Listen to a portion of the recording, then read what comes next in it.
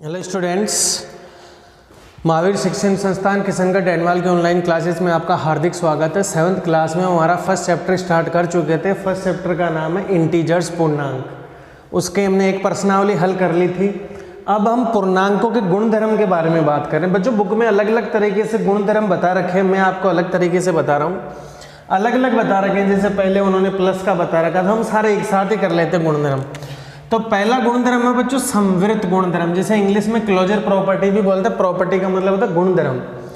कैसे करेंगे, देखो ध्यान दो। ये क्या कहना चाह रहे हैं, आप कोई दो पूर्णांक लें, जैसे एक पूर्णांक ले लिया 2, एक पूर्णांक ले लिया 3, क्या इन जोड़ने पे इनको नया पूर्णांक मिलता है? हाँ जी। सर बोले ऋणात्मक पूर्णांक लो ना, एक ये ले लिया तो -10 आएगा। तो ये जो क्लोजर प्रॉपर्टी है ना, ये संवृत गुणधर्म, ये आपके जोड़ में तो लागू हो रहा है। देखो, दो पूर्णांकों का जोड़ कर लो या दो पूर्णांकों को यहाँ घटा लो, एक प्लस का ले लो, एक माइनस का ले लो, या दोनों ही माइनस के ले लो। जैसे एक पूर्णांक ले लिया -3, एक पूर्णांक ले लिया, सर दोनों का योग करने पे -8 आ रहा है, तो -8 भी क्या है, आपका पूर्णांक है। तो सर ये प्रॉपर्टी प्लस में भी काम करती है हमारी, ये प्रॉपर्टी माइनस में भी काम कर रही है हमारी। यहाँ पे कौन सी वाली? क्लोजर वाली, संवृत गुणधर्म। सर ये गुणा में काम करती है क्या? 2 को 3 से गुणा करो 6 आ रहा है। क्या दो पूर्णांकों को गुणा करने पे नया पूर्णांक आ गया? हाँ सर आ गया। सर माइनस वाले लो ना, एक माइनस का ले लो, एक प्लस का ले लो, -6 आएगा। दोनों पूर्णांक थे और एक नया पूर्णांक आ गया। इसका मतलब सर ये जोड़ में, घटाने में और गुणा में हमारी प्रॉपर्टी काम कर रही है। सर भाग में भी बताओ ना, भाग में। सर जैसे मान लो 10 में आप 2 का भाग दे दो, 5 आ गया, काम कर गई। बट अगर मैं 10 के अंदर 4 का भाग दे देता तो सर 2.5 आता। सर भाग तो गया पर दशमलव वाली संख्या आ गई, जबकि दशमलव वाली संख्या पूर्णांक में नहीं आती है। इसका मतलब सर भागफल में कभी तो काम करती है और कभी काम नहीं करेगी, हमेशा सदैव काम नहीं करेगी, संख्याओं पे निर्भर करेगा। बट सर ये संवृत गुणधर्म प्लस पे, माइनस पे और गुणा पे तो हमेशा काम करेगा। भाग में संख्याओं पे फर्क पड़ेगा। अगर संख्या सिर्फ दशमलव में आ गया हमारा मान, तो इसका मतलब भाग में ये गुणधर्म हमारा काम नहीं कर रहा। ठीक है बच्चों। अब इसी में अगला गुणधर्म है बच्चों, और उस गुणधर्म का नाम है, दूसरे वाले गुणधर्म का नाम है क्रम विनिमयता या क्रम विनिमय। क्रम विनिमय, क्रम विनिमय, जिसे इंग्लिश में बच्चों कम्यूटेटिव बोला जाता है। कम्यूटेटिव, ठीक है ना। इसका मतलब क्या होता है, प्लस में देखते हैं पहले सर। जैसे दो संख्याएं ले लें आप और उनको ऐसा लिखते हैं, a + b लिख दो या b + a लिख दो, एक ही मतलब है। या a को b से गुणा कर दो या b को a से गुणा कर दो, इन दोनों का मतलब भी एक ही है। एक बार मैं कैमरा चेक कर लेता हूँ बच्चों। हाँ, कैमरा सही से काम कर रहा है। इसका मतलब क्या हुआ, आप a में b को जोड़ दें या b में, जैसे सर एग्जाम्पल लेके बताओ ना। जैसे a का मान ले लो 2 और b का मान ले लो 3, तो a की जगह 2 रखेंगे और b की जगह 3 रखेंगे, वहाँ b की जगह 3 रखेंगे a की जगह, तो सर 5 = 5 आएगी। इसका मतलब ये बिल्कुल सत्य वचन है। ठीक है, ये जो स्टेटमेंट है बिल्कुल ट्रू है। अब यहाँ पे सर a का मान a × b है और b × a है। a की जगह 2 रखेंगे, b की जगह 3 रखेंगे, b की जगह 3 रखेंगे, a की जगह 2 रखेंगे। 3 दूना 6 होता है, 6 = 6 आ गया। इसका मतलब क्या हुआ, ये भी गुणधर्म हमारा काम कर रहा है। तो इसका मतलब सर संख्याओं को आगे पीछे लिखने से ना तो जोड़ चेंज होगा, ना ही गुणा चेंज होगा। पहले वाला जो संवृत गुणधर्म था आपका, प्लस में भी लग रहा था, माइनस में भी लग रहा था, गुणा में भी लग रहा था, भाग में कभी लग रहा था, कभी नहीं लग रहा था। बट जो क्रम विनिमय गुणधर्म होगा वो आपके प्लस में भी लगेगा और गुणा में लगेगा, बट माइनस में और भाग में नहीं लगेगा। तो यहाँ लिख देता हूँ, यह आपका गुणधर्म प्लस में और गुणा में तो लग जाएगा, बट यह आपका गुणधर्म माइनस में और भाग में नहीं लगेगा। सर कैसे नहीं लगेगा? जैसे मान लो a का मान ले लो 2, b का मान ले लो 5, तो a - b निकालेंगे तो कितना आएगा, 2 - 5, कितना आ जाएगा, ये -3। और सर इसी का b माइनस a निकालेंगे तो b का मान कितना था 5, b में से 2 गया तो कितना आएगा 3। क्या 3 और -3 दोनों बराबर है क्या? बिल्कुल बराबर नहीं है, तभी ऐसा नहीं लिख सकते हम। ये कभी भी ये ऐसा आएगा, बराबर नहीं आएंगे, कहने का मतलब ऐसा नहीं लिख सकते हम, ये ऐसा लिखना गलत हो जाएगा। इसीलिए कहते हैं माइनस में हमारा एक गुणधर्म काम नहीं करता। बोले सर भाग में कैसे नहीं करता? जैसे a का मान ले लो 10, b का मान ले लो 2, तो a में b का भाग दूंगा मैं तो 10/2 आएगा, कितना आ जाएगा 5 आ जाएगा। बट मैं b में a का भाग दूंगा ना, 2 में 10 का भाग दूंगा तो 0.2 आएगा। क्या 5 और 0.2 बराबर है? इसीलिए कहते हैं कि a में b ऐसे लिख दो। ये सर कभी भी सत्य नहीं होता है, ये दोनों बराबर होते ही नहीं है, ऐसा होता है। समझ में आ गया कि नहीं आ गया? तो ये कभी बराबर हमारा नहीं होता, तभी कहते हैं जो कर्म विनिमय गुणधर्म है आपका वो किस किस पे लगता है? सर प्लस वाले पे और गुणा वाले पे ही लगता है, वो आपके माइनस वाले पे और भाग वाले पे नहीं लगता है। बच्चों इसी में आगे एक गुणधर्म और है, और वो गुणधर्म है आपका सहचर्यता का। किसका गुणधर्म है बच्चों? साहचर्य बोल दो या सहचर्यता बोल दो, एक ही बात है। उस गुणधर्म का नाम है बच्चों साहचर्य। क्या नाम है उस गुणधर्म का? साहचर्य गुणधर्म। अभी लिखता हूँ बोर्ड पे। बहुत आसान चैप्टर है बच्चों, बहुत इजी चैप्टर है, डरने वाली बात बिल्कुल भी नहीं है, ठीक है। क्या नाम है अगले गुणधर्म का? नाम साहचर्य। साहचर्य गुणधर्म, जिसे इंग्लिश में एसोसिएटिव भी बोला जाता है, एसोसिएटिव प्रॉपर्टी या साहचर्य गुणधर्म। बच्चों इसका मतलब क्या होता है? कोई 3 संख्याएं ले लो ऐसे, ठीक है, और तीनों, तो एक काम करो दोबारा लिख लेते, a + b + c, और इन तीनों को दोबारा लिख दो ऐसे। तो क्या करें आप? दोनों शुरुआत वाली पे ब्रैकेट लगा दो कोष्टक, और इधर 2 अंत वाली पे कोष्टक लगा दो, ठीक है। ये तो प्लस में लिख दे सर, गुणा में कैसे लिखूंगा मैं? ऐसे लिखूंगा, प्लस की जगह क्या लगा दूंगा? गुणा लगा दूंगा, और क्या। तो ये वाला गुणधर्म भी आपके क्या लगता है? ये कर्म विनिमय के जैसे सर प्लस पे लगेगा और गुणा पे लगेगा, और ये वाला गुणधर्म सर हमारे माइनस पे और भाग में नहीं लगेगा। कैसे? सर कोई संख्या लो ना, जैसे a का मान ले लो बच्चों 2, b का ले लो 3 और c का मान ले लो 4। तो वहाँ देखो हम प्लस वाले में संख्याएं पुट करेंगे। पहले शुरू वाले 2 पे ब्रैकेट है, फिर बाद में पीछे वाले 2 पे ब्रैकेट है। a का मान कितना रखेंगे 2, b का मान कितना रखेंगे 3, c का मान कितना रखेंगे 4, a का मान 2 रखेंगे, b का मान 3 रखेंगे, c का मान रखेंगे 4। तो बच्चों मैथ में एक बोर्ड मास का नियम आता है जिसमें पहले ब्रैकेट सोल्व करते हैं हम, फिर उसके बाद में डिवीजन करते हैं, भागफल करते हैं, पहले कोष्टक करते हैं, फिर भागफल, फिर गुणा को करते हैं, फिर प्लस माइनस को करते हैं। तो यहाँ पहले ब्रैकेट को करेंगे, 2 और 3 के मिलके कितना हो जाएगा 5 + 4, उधर कितना हो जाएगा 2 + 3 और 4 7, तो 9 बराबर कितने आ रहे हैं बच्चों? 9 आ रहे हैं। तो काम कर गया आपके प्लस में। सेम गुणा में करवाएं अगर इसी को, तो देखो गुणा में क्या है आपका? a × b × c, शुरू वाले 2 के लगा दो और बाद में पीछे वाले 2 के गुणा लगा दो ऐसा।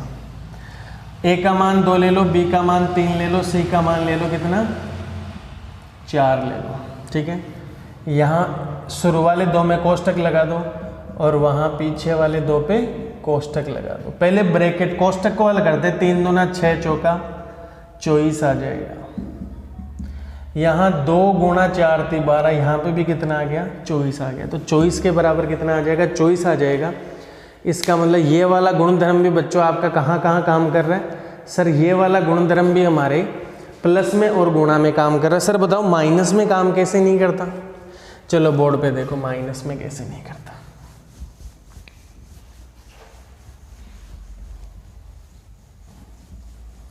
तो ये वाला गुणधर्म भी सर अभी आपने बताया, एक बार वापस लिख दो उन गुणधर्म को। तो यहाँ ऊपर लिख लेना, ये हमारे प्लस में और गुणा में ही काम करेगा, और ये हमारे माइनस में और डिवाइड करने में काम नहीं करेगा, ठीक है। तो क्या लिखवाया था मैंने? a + b + c, शुरू वाले 2 में कोष्टक लगा लो और फिर बाद में पीछे वाले 2 में कोष्टक लगा लो। और गुणा वाले में तीनों के आगे ऐसे प्लस की जगह गुणा लगा दो, और पीछे वाले, अब सर बोले माइनस वाले में कैसे काम नहीं करता, बताओ ना। माइनस वाले जैसे मान लो माइनस में लिखना पड़ेगा तो आपको ये गुणधर्म ऐसा लिखना पड़ेगा, अरे हाँ या ना। मान लो ए का मान ले लेता हूँ मैं 2, बी का मान ले लेता हूँ 3 और सी का मान ले लेता हूँ 4, तो यहाँ मान को रखें, ये बराबर होता है कि हम देखेंगे, वैसे नहीं होता है तो आपको समझाने के लिए बता रहा हूँ मैं कि ये गुणधर्म माइनस में भाग में क्यों नहीं लगता। 2 - 3 - 4, वहाँ पे भी 2 - 3 - 4। पहले कोष्ठक को हल करेंगे, 2 में से 3 गया तो -1 आएगा, फिर -4 आएगा। 2 पहले कोष्ठक को हल करेंगे, ठीक है, क्लियर हो गया। 3 में से 4 गया तो सर -1 आएगा, ऐसे -4 और 1 -1 -5 आ गया। 2 और -1 प्लस हो गया, इधर तो -5 है उधर 3 है, क्या ये कभी बराबर हो सकते हैं? फिर ये इसीलिए कहते हैं ये गुणधर्म हमारा उसमें बराबर ही नहीं होंगे। सेम ऐसे आप भाग के लिए भी देखेंगे ना, तो ऐसे लगा देंगे आप, ऐसे शुरू वाले 2 में कोष्ठक, फिर पीछे वाले 2 में कोष्ठक लगाएंगे आप ऐसे, तो ये भी कभी बराबर नहीं होगा। ये बराबर 2 ही जगह होगा, आपके प्लस में और आपके गुणा में। ठीक है बच्चों, ये तो था आपका साचर्यता का गुणधर्म हो गया। ठीक है, अब एक गुणधर्म आता है योज्यक तत्सम। क्या आता है? योज्य तत्सम। योज्य आगे लिखा हुआ तत्समक, तत्समक, इसका मतलब है एडिटिव आइडेंटिटी। कहने का मतलब क्या है सर बच्चों, किसी भी पूर्णांक में, कोई भी पूर्णांक लें आप, अगर उसमें आप 0 जोड़ दें तो हमेशा क्या मिलेगा आपको? एक पूर्णांक ही मिलेगा। बहुत आसान है बच्चों, डरने की जरूरत। कहने का मतलब कोई भी पूर्णांक ले सर, उसमें 0 जोड़ दे, 0 में किसी पूर्णांक को जोड़ दे, एक ही बात। क्लियर हो गया? अब देखो आगे क्या कह रखा है, कोई और प्रॉपर्टी देखता हूँ। यहाँ पे प्रॉपर्टी कोई बच रही है क्या? एक प्रॉपर्टी बाद में है, पहले प्रश्नावली को हल कर लेते हैं। ठीक है बच्चों, तो आपकी पहली प्रश्नावली क्या कह रही है देखते हैं हम। पहली वाली तो हमने हल कर ही लिए। ठीक है, अब हम करेंगे आपकी 1.2 वाली। कौन सी हल करेंगे बच्चों? प्रश्नावली 1.2। ठीक है, तो 1.2 को हम हल करते हैं, और 1.2 को हल करने से पहले आपको ये चारों प्रॉपर्टीज़ माइंड में रखनी है, और हल करना बहुत ही आसान है। ठीक है, तो बच्चों क्या कह रहा है, जैसे आपसे पहला क्वेश्चन ही पूछा है कि हम प्रश्नावली 1.2 हल कर रहे हैं। कौन सी हल कर रहे हैं बच्चों? प्रश्नावली 1.2। तो एक बार मैं इस बोर्ड को रफ कर देता हूँ और पहले कैमरा भी चेक कर लेता हूँ। हाँ बच्चों, कैमरा सही से काम कर रहा है, तो देखिए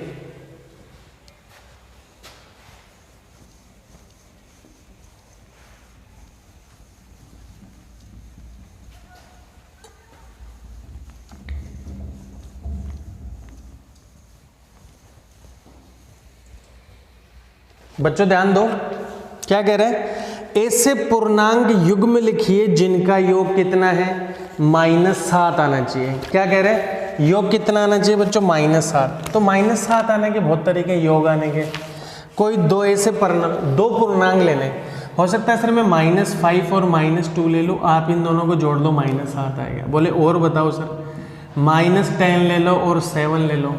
ठीक है, बोले सर और बताओ? अरे बच्चों देखो, प्लस का तो माइनस का तो आप 16 ले लो और प्लस का 9 ले लो। तो ऐसे बहुत सारे युग्म आप लिख सकते हैं।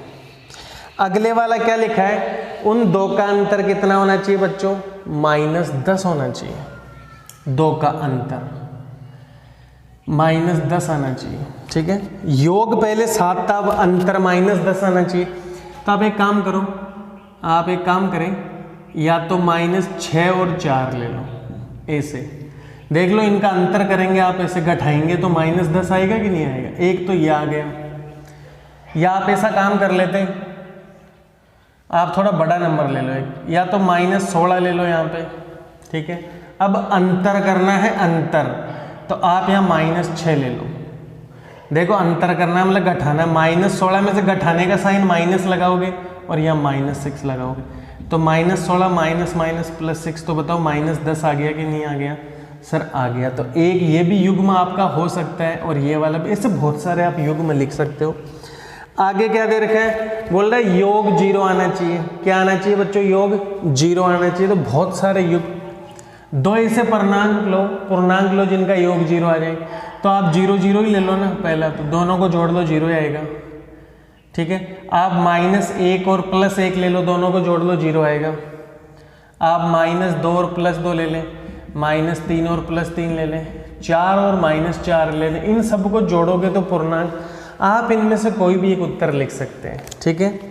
ठीक है बच्चों, अब देखो दूसरा प्रश्न आपका क्या कह रहे हैं, एक ऐसा ऋणात्मक पूर्णांक युग्म लिखिए जिसका अंतर 8 है, ठीक है। बच्चों क्या कह रहे हैं, दूसरा क्वेश्चन सोल्व कर रहे हैं हम आपको, और क्या कह रहे हैं, दो ऐसे पूर्णांक लेने हैं जिनका अंतर करें तो प्लस के 8 आए, बट दोनों ऋणात्मक पूर्णांक, आपके जो पूर्णांक लोगे वो दोनों ऋणात्मक होना चाहिए, और उनको घटाएं तो उनका अंतर कितना आ जाए बच्चों? 8 आ जाए, ठीक है। तो बहुत आसान है, आप ऐसा कर सकते हो। कैसा? दोनों ऋणात्मक पूर्णांक लेने, तो अब एक काम करो, -2 और -10 ले लो। देखो घटा के देख लो, घटाओगे तो माइनस लगाओगे, और दूसरा पूर्णांक -10 है, माइनस माइनस +10 हो गया, तो कितना आ गया? 8 आ गया कि नहीं आ गया प्लस का? तो आप ऐसा एक पूर्णांक ले सकते थे, ठीक है। आप ऐसा भी एक पूर्णांक ले सकते थे, -4 ले लो और -12 ले लो, ठीक है। तो देखो -4 फिर घटाओगे, ऐसा करोगे तो -4 + 12 कितना आ गया? ये भी 8 आ गया सर। तो दोनों ऋणात्मक लेने हैं तो ये भी ले सकते थे आप, और भी इनके अलावा बहुत सारे युग्म ऐसे पॉसिबल हैं। क्या करें, एक तो ऋणात्मक पूर्णांक लेना है और एक धनात्मक पूर्णांक लेना है, और उनका योग -5 आना चाहिए। तो बच्चों एक ऋणात्मक पूर्णांक तो आप ले लो -8 ले लो, और एक धनात्मक पूर्णांक 5 ले लो, दोनों का योग करके देख लो। अच्छा 3 ले लो, दोनों का योग करके देख लो, -8 + 3 कितना आ रहा है? -5 आ रहा है। तो योग ही तो करना है आपको। आप ऐसा ले लो, पूर्णांक -10 ले लो और एक प्लस का 5 ले लो, तो कितना आ गया दोनों का योग? तो सर ऐसा एक तो ये हो गया, एक -10,5 भी चलेगा, ऐसे बहुत सारे आप लिख सकते हो, -15,10 लिख लो। एक ऋणात्मक पूर्णांक और एक धनात्मक पूर्णांक लिखिए जिनका अंतर -3 है। ऋणात्मक पूर्णांक लेना है और एक धनात्मक पूर्णांक लेना है जिनका अंतर कितना आना चाहिए बच्चों? -3। तो ऋणात्मक पूर्णांक मान लो 1 ले लेते हैं माइनस का, और धनात्मक पूर्णांक 2 ले लो, इन दोनों का अंतर करके देखो -3 आ रहा है। अरे आ रहा है कि नहीं आ रहा? आप चाहते थे कि ऋणात्मक पूर्णांक 2 ले लीजिए और एक ये 5 ले लीजिए, सॉरी ये गलत हो गया, -3 लाना है ना, और एक ऋणात्मक लेना है एक धनात्मक लेना है, और इनका अंतर भी आना है, तो ये एक भी बहुत है, और भी आप लिख सकते हो, ठीक है बच्चों। अब इसमें बाकी के जो प्रश्न है हम अगले वीडियो में सॉल्व करेंगे, बहुत आसान प्रश्न दे रखे बच्चों। तब तक के लिए धन्यवाद।